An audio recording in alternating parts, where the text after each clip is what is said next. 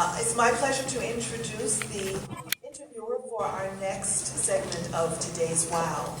And her name is Joy Ann Reid, Joy for short, is a national correspondent on MSNBC and author of the upcoming book, Fracture, Barack Obama, the Clintons, and the Racial Divide, which comes out September 8th. Joy is the former managing editor of thegrio.com and was previously the host of MSNBC's The Reid Report. My family pretty much went to college. My mom's a nurse, aunt's a nurse. There's 3 doctors in their family. So I was like, oh man, so that means I gotta go to college too and get the pressure. But the cool thing is I saw my family pretty much successful, not like rich, but to have 2 cars and go to private school, that was pretty amazing. You know what I mean? And so I said, well, I want to be like that. But when I got to college, music was really in my heart. But mom didn't believe in music as your profession. Now, go ahead and get your degree. Now, I swear, I made business cards. It was like, I'll do your funeral, wedding, bar mitzvah, whatever, on the side. Because education, which I thoroughly believe in still, I don't care who you are and what industry you want to go into, get your education first. There's still times I Google online or degrees because I'm like, man, I think I want to go back sometimes. But my second year of college, I was miserable because I wanted to sing. My brother is a producer, so I would kind of write to his tracks. I would put the cassette in. Cassette, honey. Yes. On a GPX portable stereo from Toys R Us in college. Toys R Us.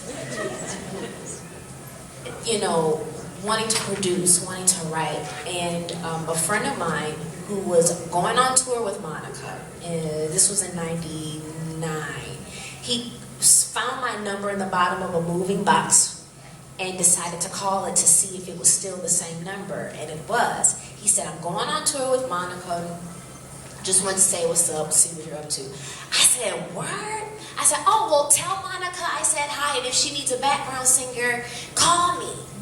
So, ever since then, I know it's important that whatever you speak, it's possible. So if you say, tell Michelle I said hi, and if she needs a background singer to call me, guess what?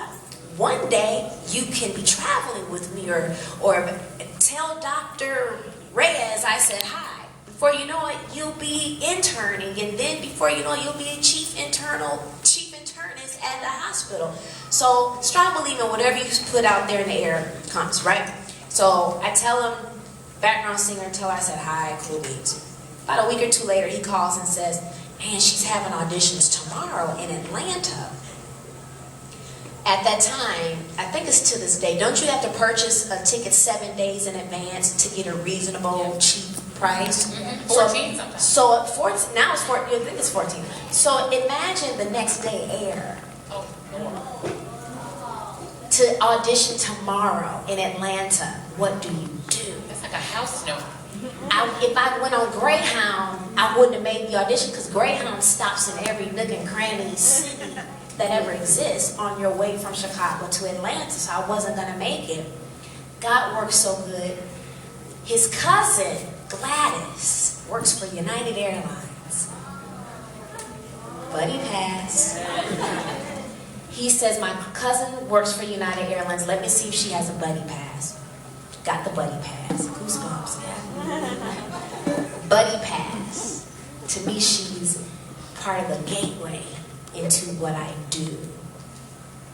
Got to the airport, had on like sweats or something. They weren't going to let me on the plane because when you travel on a buddy pass, you have to wear, have wardrobe guidelines. So I had this little suit in my suitcase. I went to the bathroom, changed clothes, put it on. They let me on the flight, auditioned for Monica, got the gig, as they say. My dumb butt says, I don't want this if this is because of who I know. I want this because of my talent. But to be honest with you, a lot of us are places because of who we know. So don't ever discount who you know. Just make sure you have the skills to back up who you know. You don't want to embarrass somebody that referred you and you have no skill. So toured with Monica, went to Japan, and Monica was actually co-headlining with 98 Degrees at the time. And then Destiny's Child was opening up for 98 Degrees on that tour. They only had like 2 songs. Bill, No, Bugaboo Bill, Say My Name wasn't out yet. So I'm running into Beyonce and Kelly only. It was still 4, but I'm only running into them. And then Monica's tour was over. I moved to Atlanta, and once again had a brief encounter with Destiny's Child. They were opening up for Dave Hollister. They didn't have Destiny's Child's money. Somebody comes on stage and says Destiny's Child will not be performing. The money went right. I was like, man, I really wanted to meet them. Are you serious? I had my Bantu knots in and everything. And they said, but, you know, they will be doing a meet and greet at the hotel they were staying at. I'm just wanting to tell them hi, that it was so good, you know, running into them every now and then on tour or whatever. Got the chance to just say hi to them. A couple months later, I get a phone call from Janella Segura, who was a dancer for Monica, but was Destiny's Child's choreographer at the time. When Destiny's Child was looking for a new member, she called me and said, hey, Tina Knowles is probably going to be giving you a call to see if you're interested. Did all that, flew to Houston, went to Papados, sang with the girls, did a little 1-2 step to be world changers, to sell records. Of course, to make money. You're gonna do all that and you don't want to make money. And you know, and just, you know, we all had our individual goals. But the thing that kept us together was absolutely respect and praying families. That's, you know, and then you know, Yvette and people like Teresa. Yvette is she was, you talking about females being able to work together. She's a beast out there, and she really fights for us. I mean, and the experiences, Michelle, that you've talked about are experiences where you had a group with you, whether it was background singing for Monica or whether it was being in the group. You had that sort of covering of, it's not just me out there alone. Talk about the transition then to just being you. You're a solo artist now, and then this is your name on that album on your own. How did those experiences help prepare you to go out there by yourself? It was the most scariest thing in the world. Remember one of the first things, my first single on my solo record was Heard a Word. The chorus is just, I heard a word saying, girl, you'll be fine. And I remember having a moment, and I'm sorry, I will always, in talking about the transition from Destiny's Child to solo, I will have to reference the girls and sometimes Tina, so I'm not name dropping, that's just where I come from.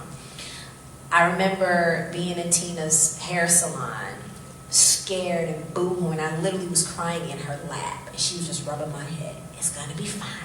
You're gonna be fine. Because I've always been in gospel groups coming up. You sing in background, so it's normally 2 or 3 other people. You know, I love making harmonies with people. To be honest with you, it didn't matter if I was a lead singer or singing backgrounds. Music and creating harmonies and melodies. I wish I could do an album just full of background parts, because hearing those parts come together is just amazing. But at the same time, I was able to grow and like, you're pretty good at this too. You got this. There is your lane, there is your purpose, and there is a message that I'm supposed to be getting out there. So I eventually got used to it very quick, actually. Very quick. Is there a dynamic to, I mean, and this applies not just in the industry that you're in, but in general, where there's a unique challenge to being a black woman in this business, in this industry, that you found, okay, this is something extra that I have to deal with, both as a woman and as an African American woman? I mean, there were, if I wanted to do a certain style of music, I will be told, well, African American women, solo-wise, they really don't do well doing pop music. So I'm like, I love music. I love Bonnie Raitt, Bruce Hornsby, Rod Stewart, to Shaka Khan, Luther Vandross, to Prince, Michael Jackson. I love all types of music. So it was hard for me to hear that I could not make a pop-sounding song. But I would always reference Whitney Houston with I Want to Dance with Somebody. So then the response was, well, ain't nobody been successful since Whitney. So it's like, so you deal with that. Then you also deal with, sometimes as an artist, you'll find out that you'll be on the road and there may be another artist who maybe just got signed or who hasn't sold as many records as you, but because they're a different color, they're making more money than you. We would find things out that you put them at the better hotel than where you put us at, but we sold more records. Why are we at the Four Seasons? You know what I mean? So it was, little things like that that I would discover or come upon. But definitely, and I did my pop album anyway. It was titled Unexpected, and it was full of dance music, and it seemed like everybody, I don't care what color, is doing dance music. To me, music is music. My mission, I'm responsible for my message, so I wanted to inspire and let people know, whether or not you're from Rockford or the big city of New York, that you can live your dream.